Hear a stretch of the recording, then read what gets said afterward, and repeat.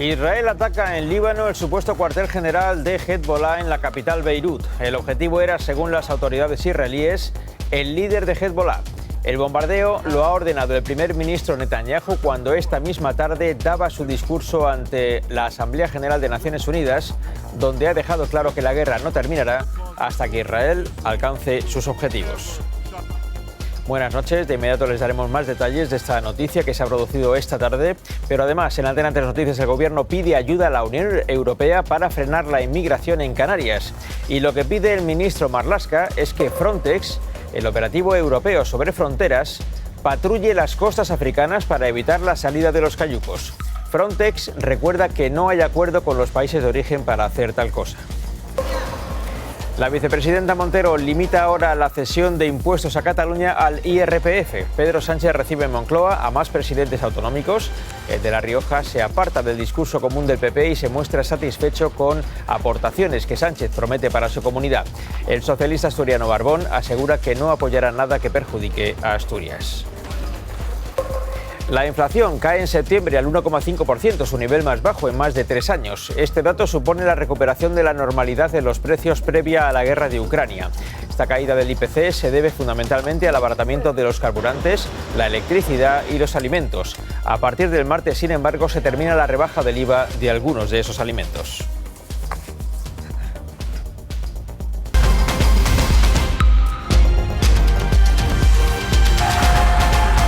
Ladies and gentlemen, order. Con la ausencia de representantes de varios países en señal de protesta, el primer ministro israelí comparecía esta tarde ante la Asamblea General de Naciones Unidas. Desde la tribuna, varias personas han aplaudido a Benjamín Netanyahu. Nada más terminar su discurso, ocurría esto en Beirut. El ejército israelí ha realizado múltiples bombardeos sobre un suburbio de la capital libanesa. Aseguran las autoridades israelíes que el ataque ha ido dirigido contra el cuartel general de Hezbollah situada en un edificio concreto. El objetivo era acabar con su líder. Había expectación por escuchar la postura de Netanyahu sobre la propuesta de tregua planteada por Estados Unidos y con varios aliados en la ONU. Netanyahu no solo no se ha referido a esa propuesta, sino que la ha desafiado al asegurar que no detendrá la guerra hasta que logre sus objetivos. Nueva York, José Ángel Abad.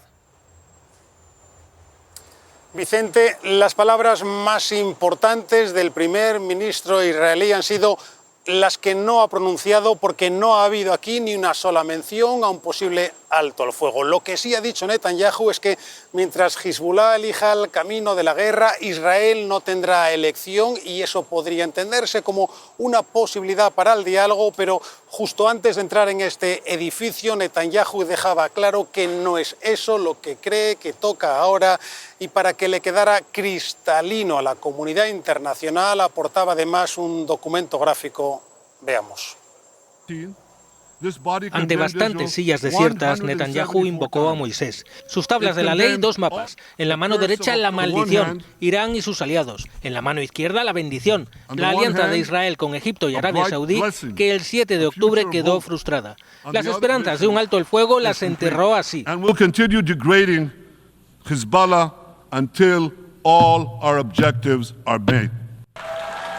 Los aplausos venían de la entusiasta delegación israelí y de un grupo selecto de familiares de rehenes. Para ellos, mensaje triunfalista. Dicho esto, marchó a su hotel. Esta foto muestra el momento en el que autoriza un nuevo bombardeo sobre Beirut. Según Israel, ataque dirigido contra el líder de Hezbollah, Sayed Nasrallah.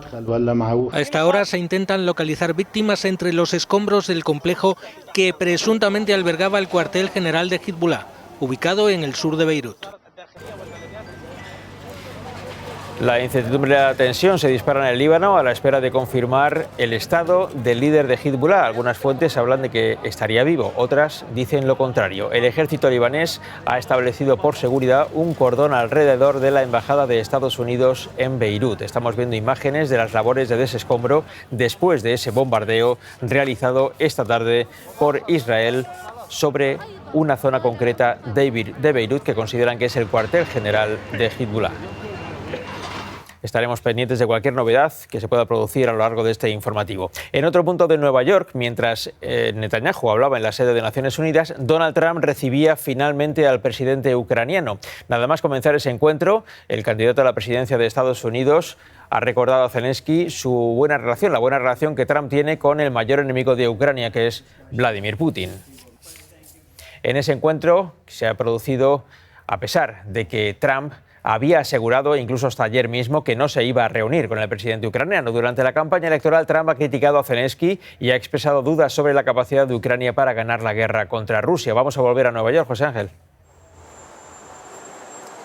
Vicente, casi todos los gobiernos aliados y no aliados de Estados Unidos tienen una preferencia sobre quién quiere que gane aquí las próximas elecciones y casi todos intentan que por si acaso no se note más de la cuenta. Esa es, sin embargo, una misión casi imposible para Zelensky, sobre todo cuando son los propios candidatos estadounidenses, como ha ocurrido en las últimas horas. Fácil no se lo ponen a quien viene aquí a pedir socorro. Veamos. El fuego cruzado que le acaba de tocar esquivar a Zelensky es el de los candidatos americanos. Primero, Kamala Harris le recibió con mucha familiaridad, pero después le puso en un compromiso al declarar: no son propuestas por la paz, en referencia a lo que Trump sugiere para Ucrania, sino propuestas para vuestra rendición. Y esta tarde, en cuanto Zelensky decía: Putin no puede ganar y vengo a presentar mi plan para la victoria, justo antes de esa reunión el candidato republicano matizaba: tenemos muy buena relación, nosotros dos, como sabéis tengo muy buena relación también con Putin, y si nosotros ganamos las elecciones vamos a resolver la guerra muy pronto. Zelensky salta entonces: espero que nuestra relación sea mejor que la que tienes con Putin.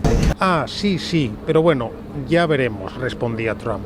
Zelensky se va sabiendo que si se vuelve a reunir alguna vez con Trump será en la Casa Blanca y será Trump quien le presente a él su plan. Todo esto ha ocurrido cuando aquí en España desde hace días Moncloa despliega todo su arsenal político para solidificar su poder sobre la base del nuevo sistema de financiación específica para Cataluña. Como adoptar medidas que benefician solo a Cataluña está mal visto, incluso entre determinados ámbitos del PSOE, Pedro Sánchez ha decidido organizar reuniones vis a vis con todos los presidentes autonómicos en el intento de apaciguar los ánimos.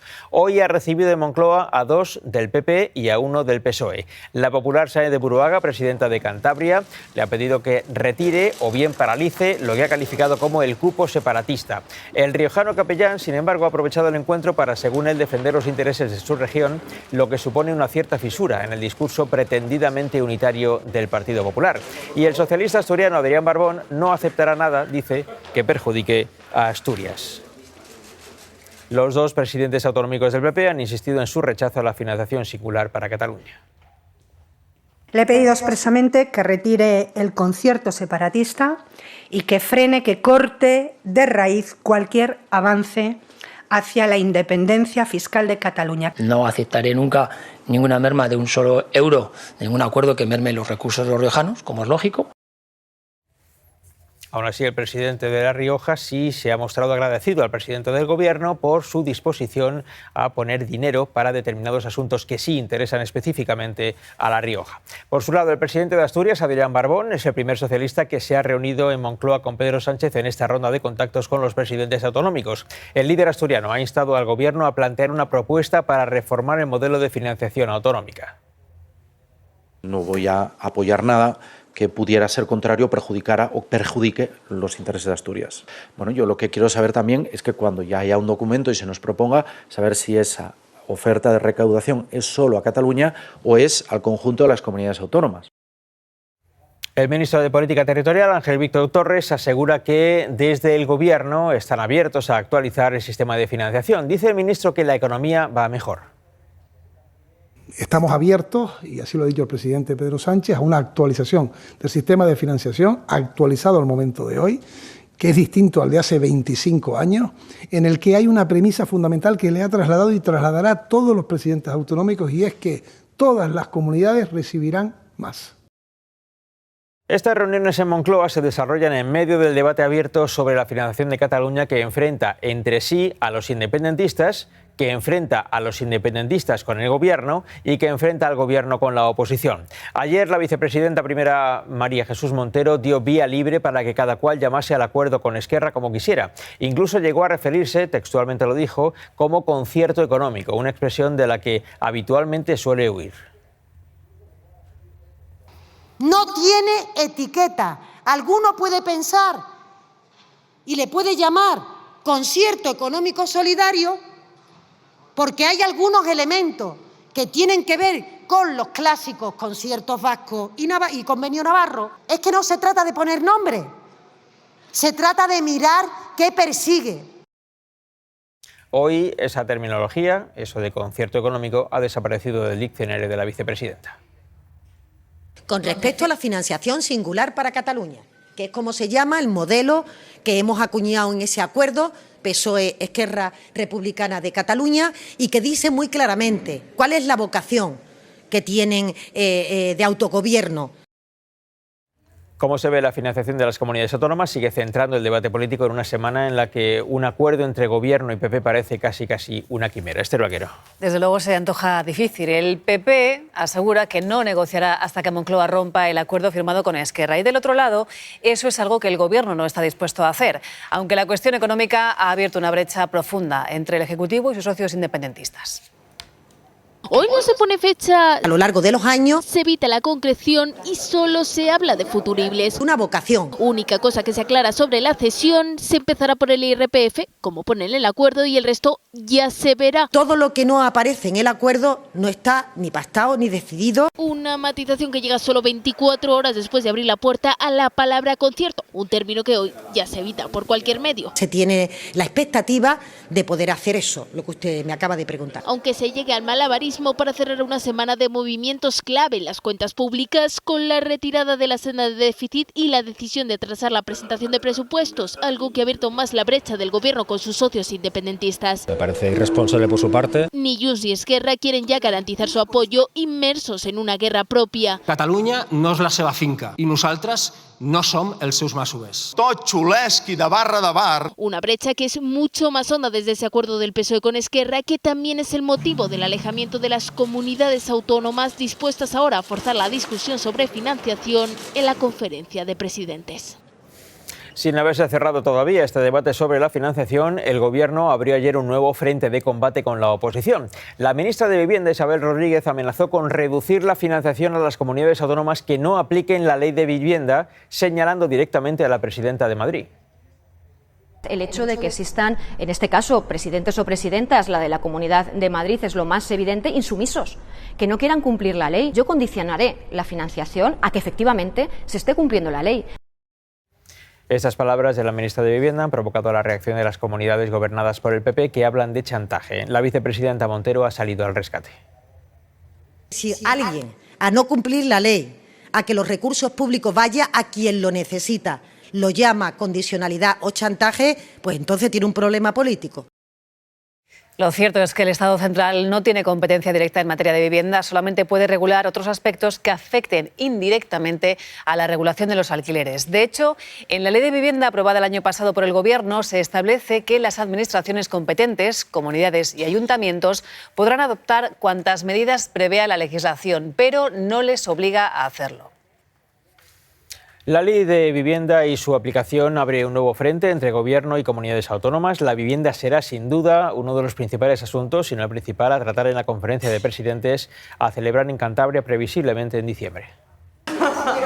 Las palabras de Isabel Rodríguez Yo condicionaré la financiación. Han provocado el rechazo de las comunidades del PP. Tiene que retirar esas palabras. Suena a chiste. Están dispuestos a hablar de vivienda con el Gobierno, pero exigen que rebaje el tono. El modelo no es atacar. Sin extorsiones, sin amenazas. Un chantaje inadmisible. Moncloa señala que tienen un problema político y que no han entendido la situación de la vivienda. El Gobierno de España está multiplicando los recursos sin competencia, justamente para dar más dinero a ayuntamientos y a comunidades autónomas. Es el nuevo frente entre el Gobierno y las comunidades del PP. Hoy la ministra de Vivienda no ha hecho declaraciones después de apuntar a quien definió como insumisa. Esto no va de darle zancadillas a Pedro Sánchez, señora Ayuso. Esto va de que hay miles de madrileños y madrileñas que sufren por su insumisión a la ley. Ayuso responde comparando con Argentina, donde retirar el control de precios, según este artículo, funciona. Los populares aseguran que topar el aumento de los alquileres no es la solución.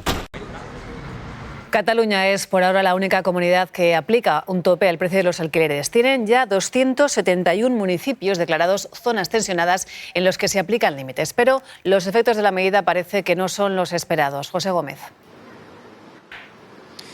Sí, la aplicación de la ley de zonas tensionadas parece que no ha provocado el efecto esperado en Cataluña, ya que la oferta de pisos disponibles ha disminuido en un 65%, según un informe elaborado por un portal inmobiliario. La entrada en vigor de esta medida ha provocado que muchos propietarios, en lugar de poner los pisos en alquiler tradicional, se hayan pasado al temporal para así poder esquivar la ley y subir los precios libremente. De hecho, en el último año los alquileres en Barcelona han subido un 12% y, según los expertos, no parece que vaya a dejar de hacerlo. 271 municipios declarados como zonas tensionadas.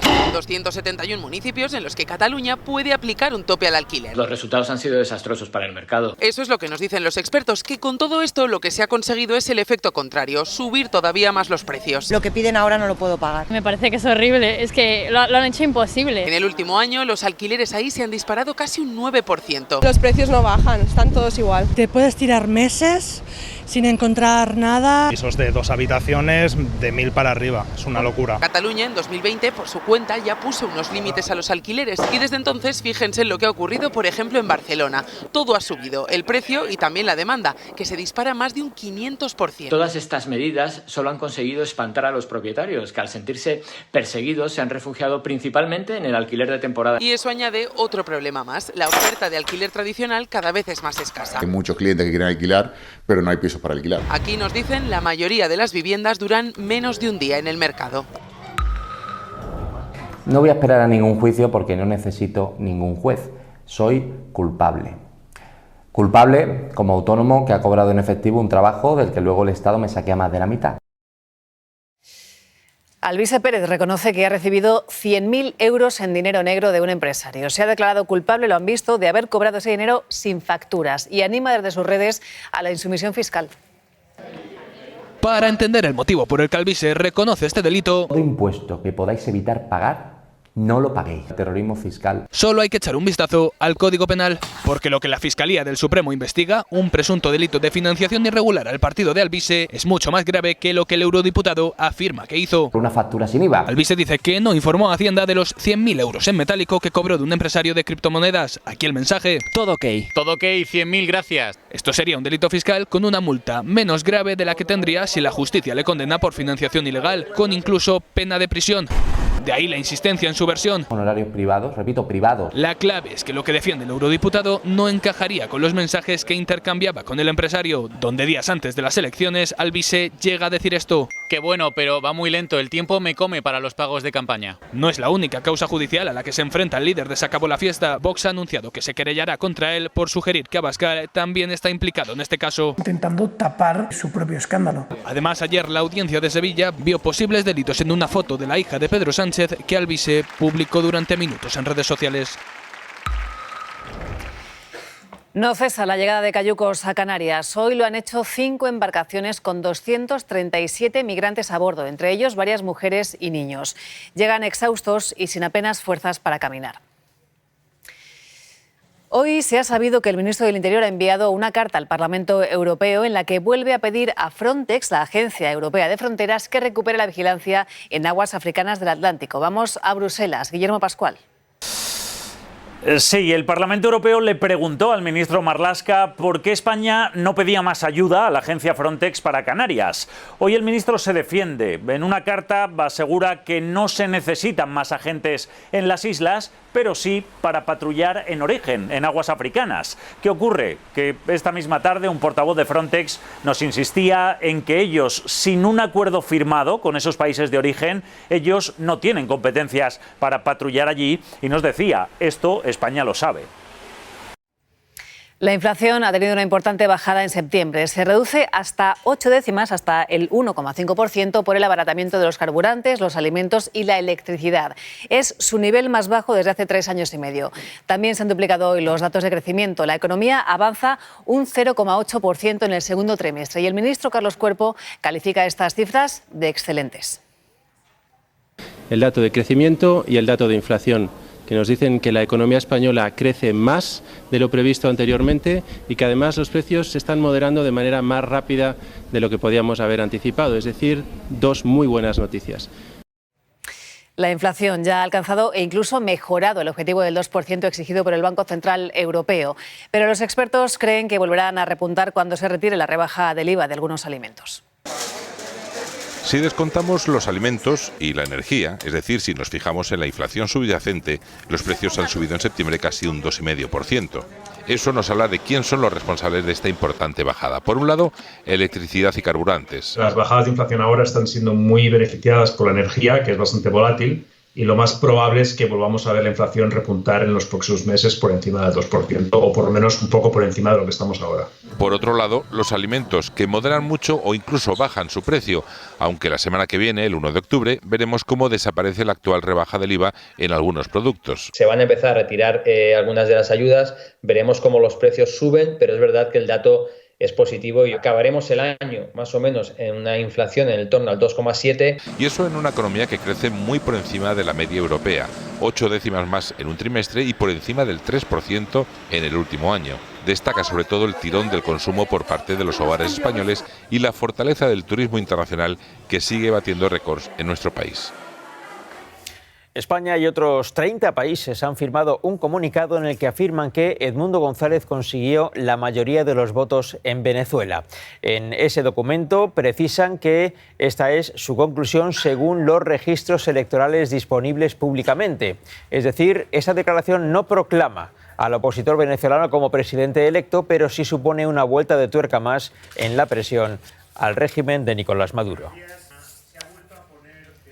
El régimen chavista ha rechazado esa declaración internacional suscrita, dice, por un puñado de gobiernos satélites a Estados Unidos. Vamos a Caracas. Manuel Covela.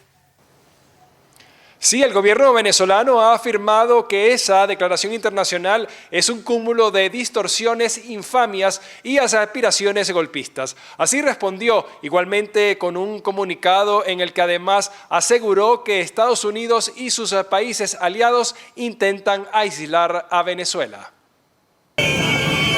El mensaje es salir a la calle de manera coordinada e inteligente, dicen, para defender su victoria. Se cumplen 2 meses de nuestra apoteósica victoria y la paliza que le dimos a Nicolás Maduro. La oposición venezolana llama a la movilización tras la petición de 31 países de iniciar una transición con garantías. The regime may try to obscure the results, but the Venezuelan people have spoken. El gobierno chavista habla de comunicado infame e insiste en que es solo un pequeño grupo el que se opone a Maduro. El único que reconoce y el único que aprueba un presidente en Venezuela es el pueblo de Venezuela y decidió el 28 de julio. Mientras el presidente venezolano solo habla de complot y de capturar a los terroristas que operan en el país. Reforzar los planes antiterroristas que nos está enviando Estados Unidos con la CIA y España con el CNI. De los 2 españoles detenidos y acusados de ser espías, aún no hay noticias. Quiero conocer todos los detalles, dónde se encuentran,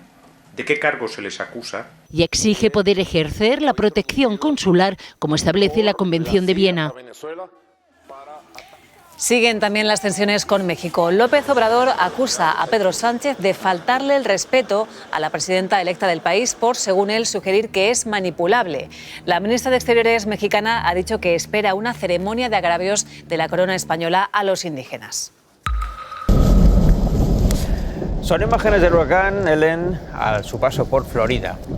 Casas volando por los aires por las fuertes rachas de viento que han llegado a superar los 200 kilómetros por hora.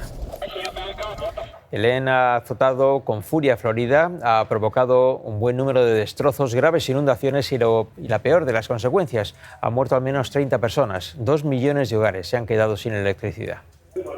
Si tienes que recorrer el salón de tu casa en canoa, es que el huracán ha sido tremendo. En algunos puntos el agua ha subido casi 4 metros, numerosas zonas han quedado inundadas. Tenemos más llamadas de emergencia de las que podemos atender. Esta población, aunque no lo parezca, también ha resultado afectada. Paramos la imagen y sí, es lo que ven, embarcaciones arrastradas por el viento y el oleaje que han quedado aparcadas en los jardines. Oh my gosh. La fuerza de los vientos llegando a los 250 kilómetros por hora. Es Helene desde el cielo y desde el mar. Olas gigantes que han puesto en dificultades a este navegante. Él y su perro tuvieron que ser rescatados en helicóptero. Nuestra vida, nuestra integridad física todavía está amenazada por este huracán. Por donde ha pasado, este es su rastro. 2 millones de hogares se han quedado sin electricidad. Ahora son los ríos de Georgia, Carolina del Norte y Virginia los que comienzan a desbordarse. Son imágenes de esta misma tarde. La lluvia no ha impedido este encuentro del Papa Francisco con estudiantes en una universidad belga. La visita a Bélgica está marcada por el drama de los abusos en el seno de la Iglesia. En esa segunda jornada del viaje ha sorprendido el tono duro e incluso de reprimenda del primer ministro belga hacia el Papa. Le ha exigido medidas concretas y justicia para las víctimas. Siguiendo esta visita está Antonio Pelayo. Las duras palabras del primer ministro belga condenando los abusos y su encubrimiento le han obligado al Papa a improvisar un párrafo en su discurso de esta mañana, y lo hizo para condenar sin ambajes los múltiples abusos cometidos por el clero. Un solo caso, recalcó, es motivo de vergüenza y de humillación para toda la Iglesia. Fratelli e sorelle, questa è la vergogna. La vergogna che oggi tutti noi dobbiamo prendere in mano e chiedere perdono e risolvere il problema. Don Juan Carlos, ¿algo que decir de sus imágenes? Es la primera imagen del rey emérito tras las polémicas por la publicación de sus fotos con Bárbara Rey. Llevaba 2 días sin salir de la casa de su amigo Pedro Campos en San Xenxo. El emérito se ha dirigido directamente a la Escuela Naval de Marín, donde se encuentra la princesa Leonor realizando su formación militar. Paula Cantelar. Sí, hoy se esperaba que el emérito saliese de regata, pero ha decidido cambiar sus planes y ha venido desde San Xenxo hasta la Escuela Naval de Marín.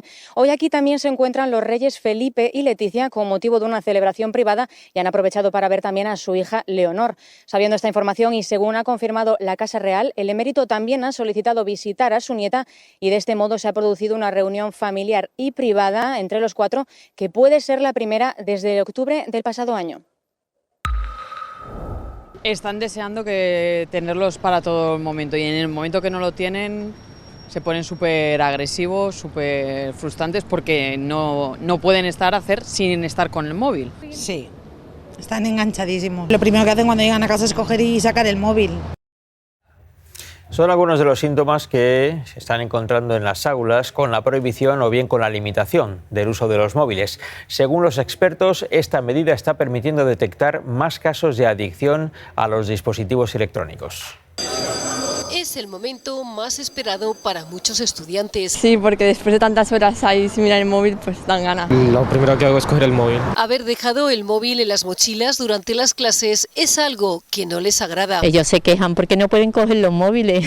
Tantas horas desconectados a muchos estudiantes les produce ansiedad y nerviosismo. Tienen ansiedad por estar con el móvil todo el día. Unas ganas irrefrenables. Lo sacan en clase, se los quitan. Que hace que muchos estudiantes hasta se salten las normas. Llega una notificación y quiero mirarla. Ver que han subido mis amigos en Instagram o TikTok. Algunos incluso solicitan salir al cuarto de baño de manera constante. Yo vivo con y por, me lo quitas y entonces se produce un caos. Una adicción a los dispositivos electrónicos que se destapa justo cuando se prohíbe su uso en muchos centros. Son las nuevas drogas que afloran por la necesidad de estar 100% conectados.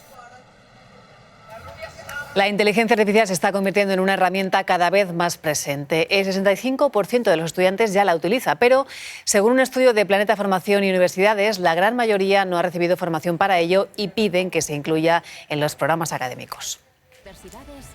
Es una más en la universidad.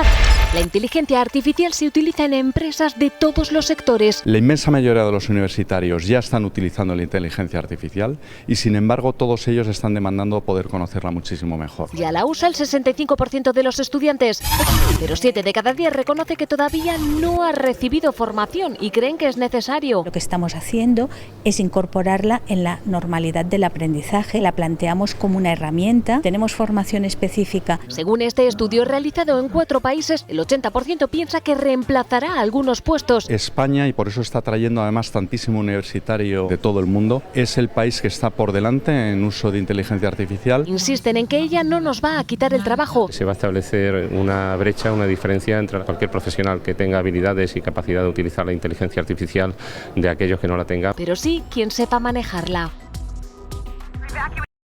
¿Cuántos años tiene realmente tu cuerpo? El próximo jueves Antena 3 emite un nuevo especial de Hablando en Plata. Sonsoles Onega y Alberto Chicote mostrarán la importancia de llevar una vida saludable. Y están viendo imágenes en directo de Beirut, la capital del Líbano. Les contábamos al principio de este informativo que se ha producido un bombardeo en una zona específica de la ciudad contra varios edificios en los cuales, según Israel, se encontraría el cuartel general de Hezbollah. Por lo que parece, Israel lo que ha intentado con este bombardeo es acabar con la vida del jefe de Hezbollah, cuyo paradero en este momento se desconoce, y también su estado. Según algunas fuentes, seguiría vivo, según otras, eso no es tan seguro. Esta es la imagen en directo a esta hora desde Beirut, la capital del Líbano. Pero también un tenso enfrentamiento con la oposición, y esto sin que se haya aclarado del todo en qué consiste exactamente. España a 27 de septiembre de 2024. Buenas noches. Pasen un feliz fin de semana. Hasta el lunes.